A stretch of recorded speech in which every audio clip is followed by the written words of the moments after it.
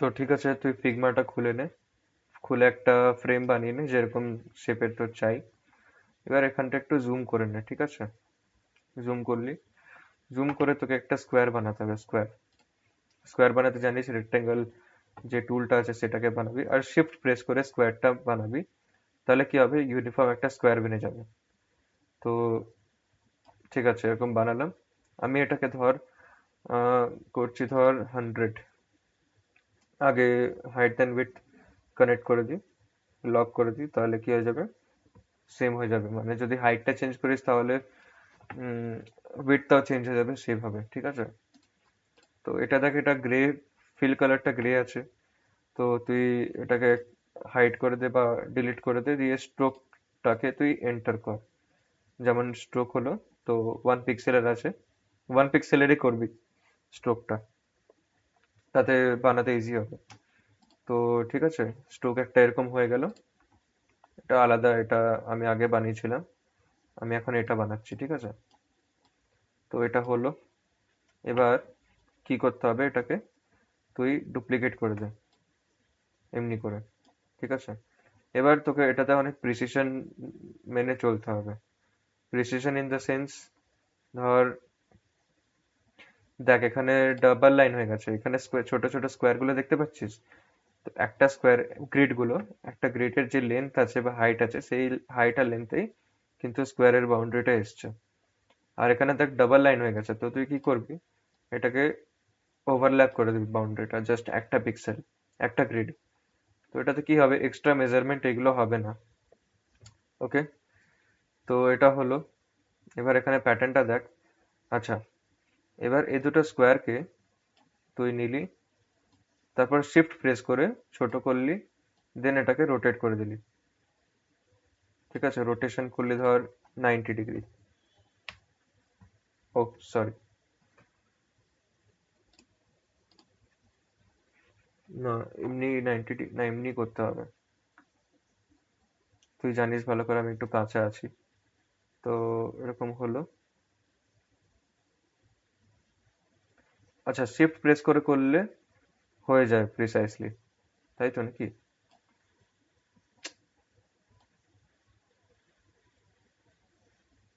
হ্যাঁ, হয়ে গেল।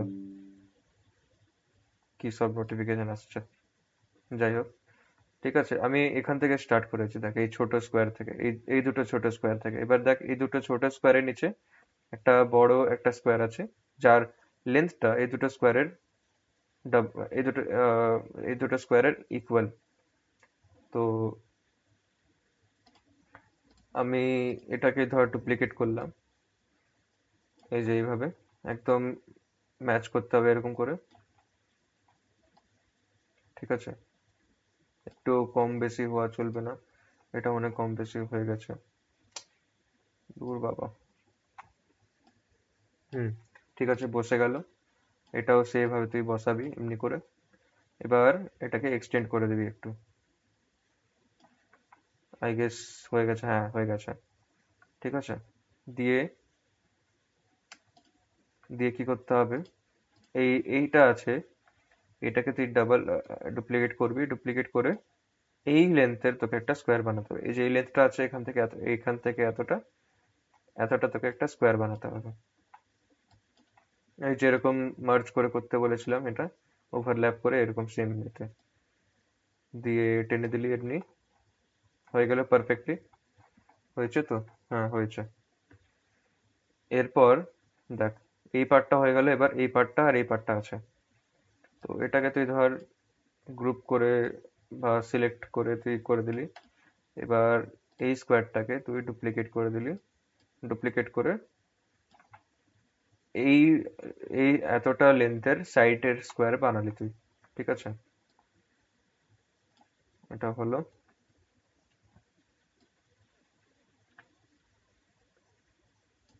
এটাও হয়ে গেছে আই গেস, না এটা হয়নি। তো এটাকে তুই আরেকটা ঘর কমিয়ে দি, আর এটাকে নিচে নামিয়ে দি, হয়ে গেল। ঠিক আছে, তারপর এটা তো হয়ে গেল এদিকে। আর আরেকটা যে বড় স্কোয়ার আছে সেটাকে তুই এইভাবে বানাতে পারিস, সেম ওয়েতে।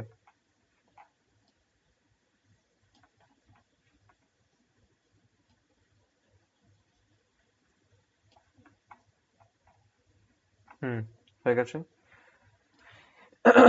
এবার তোকে কি করতে হবে, এর মধ্যে সার্কেল বানাতে হবে। এটা হয়ে গেল গোল্ডেন রেশিওর যেই লেন্থ আর ডাইমেনশন গুলো আছে সেইভাবে বানলো, ঠিক আছে। এবার কি করতে হবে, ইলিপস টুল নিবি, ইলিপস, দেন একটা সার্কেল আঁকবি এখানে ছোট দেখে, শিফট প্রেস করবি তাহলে একটা পারফেক্ট সার্কেল হয়ে যাবে। এবার তুই দেখছিস এখানে, আচ্ছা, এটার আগে স্ট্রোকটা তুই অ্যাড করে দে আর ফিল কালারটা সরিয়ে দে। 1 পিক্সেলের রাখবি, কারণ 1 পিক্সেলের স্ট্রোক রাখবি, কারণ কি বলতো, স্কোয়ারের যে সাইডটা আছে তার থিকনেসটাও 1 পিক্সেল ছিল। এবার দেখ এখানে ট্যানজেন্টের একটু খেলটা অ্যাপ্লাই কর। দেখ এখানে সার্কেলটার যে সার্কামফারেন্সটা আছে সেটা ওভারল্যাপ করেছে স্কোয়ারের যে সাইডটা আছে তার উপর। তো এটাতে তুই কি বুঝতে পারলি, একদম ইকুয়াল ইকুয়াল মিলে গেছে, কিন্তু এখানে হয়নি। তো কি করবি তুই, এটাকে তুই বাড়াবি একটু 1 ঘর, তারপর দেখ এটা মিলে গেল। এবার সেম ওয়েতে এই সাইড গুলো তোকে মিলাতে হবে, মানে সার্কেলের যে ডায়ামিটার থাকবে সেটা যেন স্কোয়ারের সাইডের ইকুয়াল হয়। তো এইভাবে তুই করে দিলি, দেখ সব মিলে গেল, ঠিক আছে।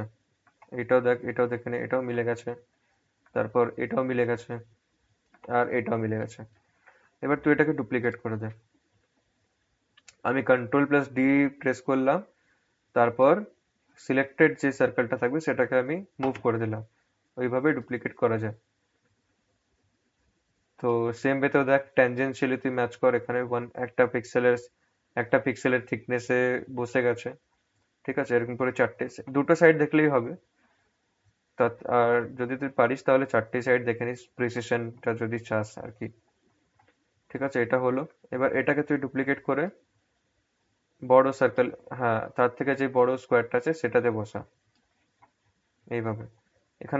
এখানে দেখ বসেনি, তো এটাকে তুই একটু লেফটে টানবি। আচ্ছা, এদিকে একটু বড় হয়ে গেছে মনে হয়, হ্যাঁ। তো 1 ঘর ছোট করে নিবি এমনি করে। ওকে, হয়ে গেল। দিয়ে এই সার্কেলটাকে তুই ডুপ্লিকেট কর, ডুপ্লিকেট করে আবার তার থেকে বড় স্কোয়ারের মধ্যে তুই বসা, এই যে। আচ্ছা, এটা তো হলো না, এবার হয়ে যাবে। দেখ হয়ে গেল এটা, এটাও হয়ে গেল, দেন এটাও হয়ে যাবে। এবার যেই সব থেকে বড় সার্কেলটা আছে,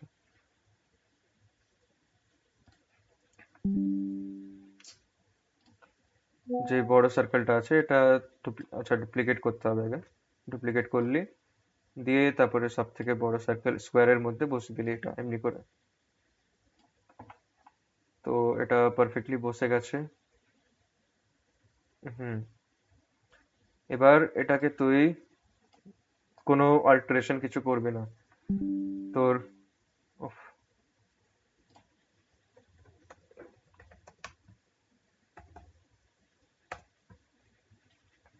তো এটাকে তুই সাইডে রাখ, ওকে। এবার এখান থেকে যে এটা থেকে যে সার্কেল গুলো বানলো, এই ডিজাইনটার মধ্যে যে সার্কেল গুলো আছে, এগুলো তুই এক এক করে ডুপ্লিকেট করে বাইরে বার করে দে। যেমন এটাকে তুই ডুপ্লিকেট করলি, কন্ট্রোল D প্রেস করলাম, দিয়ে বাইরে বার করলাম এখানে। তারপরে এই বড় সার্কেলটাও এটার উপরেই বসালাম, এটাও ডুপ্লিকেট করে এখানেই বসালাম, এটাও ডুপ্লিকেট করে এখানেই বসালাম, দেন এটাও ডুপ্লিকেট করে এখানে বসালাম। এবার সবগুলোকে সিলেক্ট কর, সিলেক্ট করে এখানে দেখ এই অপশনটা অ্যালাইনমেন্ট আছে, অ্যালাইন সেন্টার করে দে, অ্যালাইন মিডল করে দে। তো ভালো করে অ্যালাইন হয়ে গেল। তো এটাকে তুই একটা ডুপ্লিকেট কর, আমি কন্ট্রোল D প্রেস করলাম, তারপর এই ডিজাইনটাকে এখানে একটা এই জায়গাতে বসিয়ে দিলাম, ঠিক আছে। পুরো পুরোটা সিলেক্ট করে আমি একটু ছোট করে দিচ্ছি, কারণ জায়গা নেই বেশি। আর এইটা কি, ওহো, এটা ডিলিট করলাম কারণ ওটাকে আমি সিলেক্ট করিনি, এটাকেই আমি করছি। এটাকে ডুপ্লিকেট করলাম, তারপরে এখানটায় বসিয়ে right, align to top press করে দিলাম, তো দেখ এমনি একটা সুন্দর ডিজাইন বেনে গেছে। ঠিক আছে, এবার যে অ্যাট্রাকটিভ লোগো গুলো হয় সেটা কি হয় বলতো, সেটা এই সার্কেল গুলো দিয়েই বানায়। ঠিক আছে, যদি লোগো ব্রেকডাউনটা দেখেছিস প্রফেশনাল লোগো গুলো, তো দেখবি কিছু কিছু লোগো এরকম এরকম করে সার্কেল গুলো দিয়ে বানানো হয়। তো আমি এখানে একটা মাছ বানিয়েছিলাম। ঠিক আছে, এবার মাছটা কি করে বানিয়েছিলাম তোকে সেটা বানিয়ে দেখাচ্ছি, দাঁড়া। আহ এটাকে যদি নিয়ে আসি আমি এখানটায়। ও, না, হবে না এমনি করে।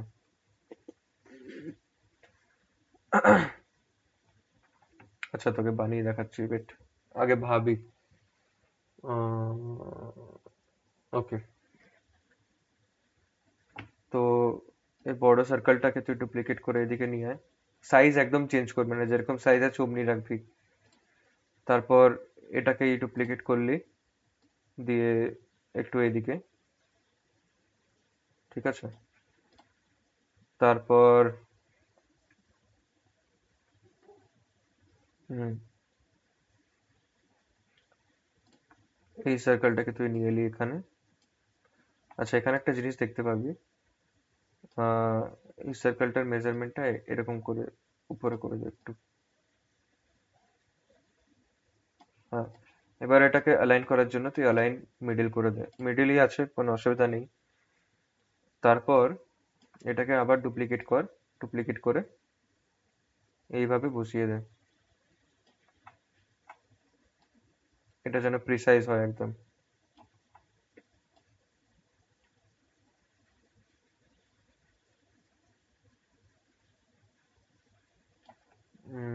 গেস হয়েছে? না, হয়নি। হ্যাঁ, এবার হয়েছে।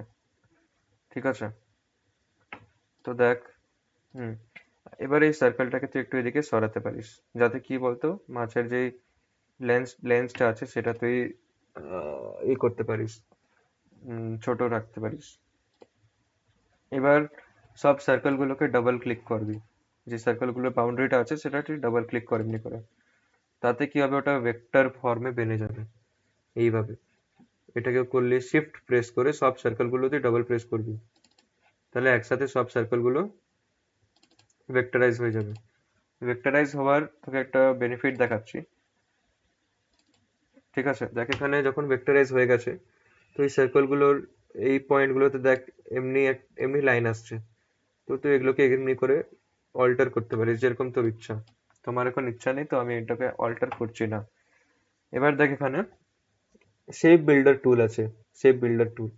এটাতে কি হয়, যেই যেই পার্টস গুলো তোর দরকার সেই পার্টস গুলো শুধু তুই চুজ করতে পারবি।